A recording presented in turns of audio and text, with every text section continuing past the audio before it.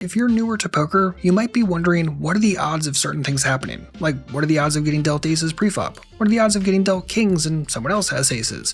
What are the odds of flopping a set? Or what are the odds of having pocket jacks and there's an overcard on the flop? In this video, we're going to talk about the odds of all of these things happening, as well as many other things. And don't worry, we're not going to turn this into a hardcore probabilities lesson. Instead, we'll just give you some raw numbers to work with, and I'll show you how to solve your own problems in case you have other questions going forward. Let's get into it. Good morning, how are we doing today? My name is James Sweeney, aka Split Suit, and without further ado, let's talk all about odds. We're going to break this video into two different sections. First is going to be different probabilities and things happening pre-flop, and then we're also going to do the same thing for post-flop in the latter half of the video. Make sure to check the chapters down below in the description box if you just want to fast forward to anything in particular. But let's get started with pre-flop first. Alright, so starting with pre-flop, what are the odds of getting dealt certain things? Let's start first and foremost with pocket pairs. Let's just say, what is the probability of getting dealt pocket aces pre-flop? Well, that is going to happen roughly 1 in every 220 hands, and as such 0.45% of the time, or just round it very nicely to about 0.5% of the time you're going to get dealt aces, or really any specific starting pocket pair. Alright, now let's look at unpaired starting hands, and if we just say, okay, what's the probability of getting dealt ace-king pre-flop, both offsuit and suited? That is going to happen about 1.2% of the time overall.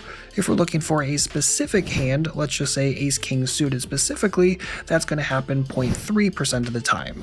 Alright, and for this next pre-flop probability, we're going to roll back 2 pocket pairs and say, okay, if we have a certain pocket pair pre-flop, what is the probability that somebody else has a pocket pair that's higher than it? So the answer here is going to vary massively based upon how many players are in the hand.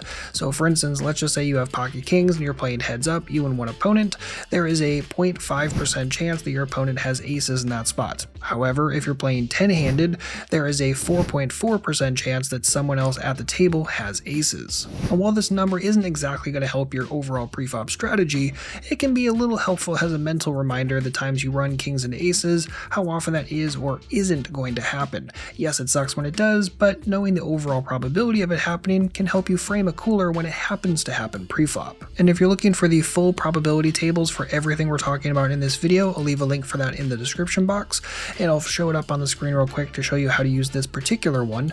So say you're playing 6 max, so it's you and 5 other players. You would use the 5 players column, look at the pocket pair you're interested in, look for the correlating cell, and find the probability of exactly one opponent having a higher pocket pair than yours. Alright, so I think we've sufficiently covered preflop for the time being. Now let's roll over to postflop probabilities. And to show you how to solve pretty much all of your postflop probability questions, I'm going to use the tool Flopzilla Pro. It is excellent. Leave a link for it in the description box if you're interested in it, but let's fire it up and go through some of these questions together. So one of the first questions that people are typically interested in is, how often is my pocket pair going to flop a set or better?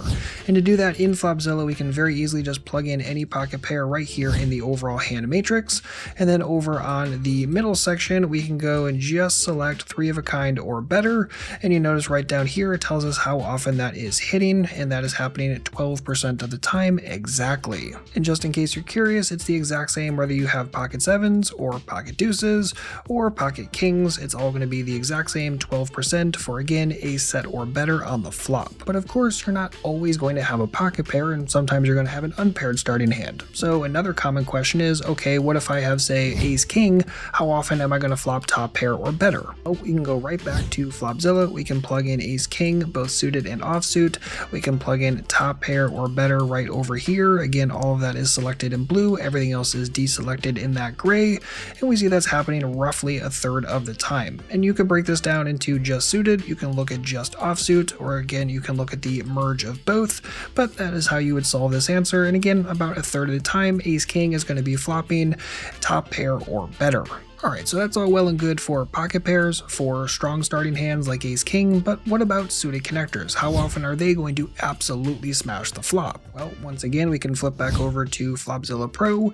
We can plug in a suited connector, let's just say 7-6 suited, and let's just say we're going to say a smash is 2 pair or better on the flop. So we see that that's happening a whopping 5.6% of the time, so not a tremendous amount, but you might also be curious to say, okay, well, when I have a suited connector, I really really like not just smashing the flop, but I'm also going to continue a lot when I have flush draws or open-ended straight draws.